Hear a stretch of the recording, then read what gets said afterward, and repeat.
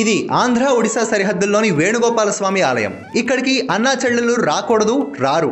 కానీ ఈ ప్రాంతంలో కొత్తగా పెళ్ళైన జంట ఎవరైనా సరే ముందుగా ఈ ఆలయానికి వచ్చి స్వామివారిని, దేవాలయాలపై ఉన్న శిల్పాలను చూసి వెళ్ళిన తర్వాతే మిగిలిన కార్యక్రమాలన్నీ చేయాల్సి ఉంటుంది. ఇక పెళ్లి కాని వాళ్ళు ఈ ఆలయానికి వస్తే తొందరలోనే వాళ్ళకి పెళ్ళవుతుందని మరో నమ్మకం. ఈ ఆలయాన్ని చూడాలంటే శ్రీకాకుళం జిల్లా మెళియాపుట్టికి వెళ్లాల్సిందే.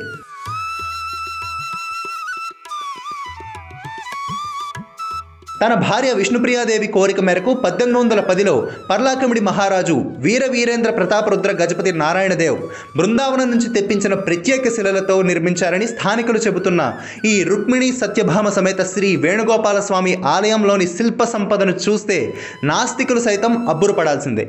ఈ ఆలయాన్ని కొందరు ఆంధ్ర ఖజరహో అని, మినీ ఖజరహో అని కూడా పిలుస్తుంటారు.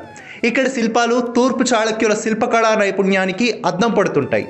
రాధాకృష్ణుల ఆలయంగా కూడా పిలిచే ఈ ఆలయ శిఖరం పైన శిల్ప సంపద సృష్టి కార్యానికి అద్దం పడతాయి. అందుకే పెళ్ళైన జంటలు ముందుగా ఈ దేవాలయానికి వచ్చి వెళ్ళాలని, అప్పుడు ఆ జంట సుఖ సంతోషాలతో ఉంటుందని ఈ ప్రాంత ప్రజల నమ్మకం. అయిన తర్వాత ఫంక్షన్ రోజు ఏటా అంటారు, కాలేపిన రోజు ఏటా అంటారు దానికి. ఆ రోజు తెల్లవారి స్నానం చేసి కొన్ని నూతన బట్టలు వేసుకొని అన్నీ ఇచ్చేసి ముందు గుడి దర్శనం. ఆ గుడి దర్శనం అయిన తర్వాత గుడిలో దర్శనం చేస్తారు. అప్పటికి ఏడు తెలియదు. ఇప్పుడు కదా మన్మథ ఇది అన్ని పుస్తకాలు బయలున్నాయి, చదువు వచ్చింది. అప్పుడు చదువే లేదు. అయితే వాళ్ళు గుడిలోనికి వచ్చిన తర్వాత ఇవాళ చూడాలి. కొత్తగా మ్యారేజు, మా భార్యాభర్తలు, వాళ్ళకి ఆ ముడి ఉంటుంది ఆడదానికి మగోడికి.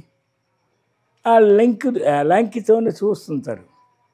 అయితే అంతే ఇలాగా అని ఒక లెక్క ఆడికి తెలియాలని అది చేశాడు.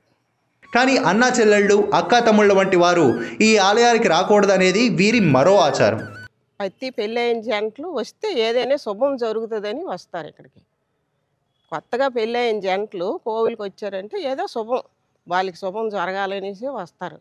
ఎందుకంటే వాళ్ళకే ఎక్కువ ఇదనమాట. ఇది అక్క చెల్లెళ్ళు, అన్నదమ్ములు వాళ్ళు రావడానికి కొంచెం, అక్క చెల్లెళ్ళు అన్నదమ్ములు రావడానికి కొంచెం చుట్టూ పర్యటన చేసినప్పుడు కొంచెం ఇబ్బంది కదా. ఒకప్పుడు నిత్యం జనంతో కిటకిటలాడిన ఈ ఆలయానికి ఇప్పుడు పర్వదినాల్లో తప్ప భక్తులు ఎవరూ రావట్లేదు.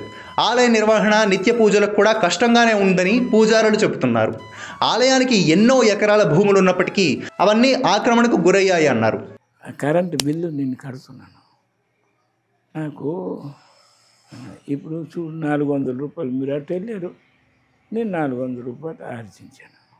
చెప్పింది ఏంటంటే దీనిలోనే మేముతో భోజనం చేస్తున్నాం, మరి ఏం చేస్తాం, భగవంతుడు చూపించేది.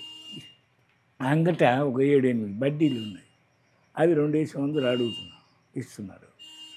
అది ధూపాలు దీపాలు దాన్ని అయినా అవి ఏటి పనికిరావు. ఇప్పుడు అన్ని రోజులు అందరూ ఇచ్చిరు కదా, భక్తులు వస్తారు. ఎప్పుడు వస్తారు? సంవత్సరంకి 2 సార్లు 3 సార్లు వస్తారు.